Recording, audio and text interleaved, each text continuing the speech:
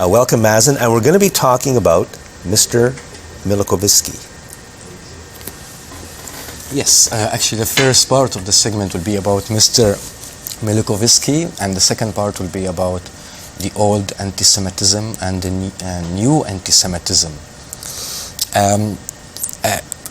Maybe you will ask, who is Mr. Milokoviski? I did ask, and you told me, but I didn't know before. He is Benjamin Netanyahu. This is the real name. Prime Minister or President of Israel. The colonial settler state of Israel. When the Benjamin and David were running on the hills of Judea, and his second name, Netanyahu, go back 2,000 years, because some archaeologists found a ring was written on it, Netanyahu. He did not mention that his father, Ben Zion Milokoviski, changed this name, Milokoviski, to Netanyahu in 1920s, when they moved from Lithuania to colonize Palestine.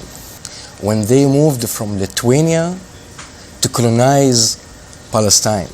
And therefore, I clarify that in any other arrangement, in the future, the state of Israel have to control on the entire area from the river to the sea. This is what happens when you have sovereignty. This truth I say to our American friends.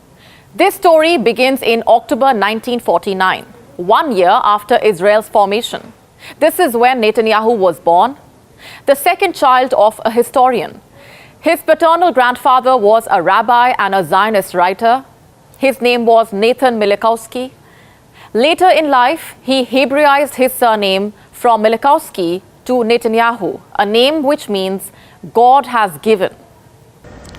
He did not mention that his father, Ben Zion Milokoviski, changed this name, Milokoviski, to Netanyahu in 1920s, when they moved from Lithuania to colonize Palestine. So Mr. Netanyahu, or I should call him Mr. Milokoviski, dare to say in front of all United Nations that his second name, his last name, Netanyahu, go back 2,000 years. Showing the long claim on in Israel. order to use this claim to expel my family and the Palestinians who live in Palestine for centuries.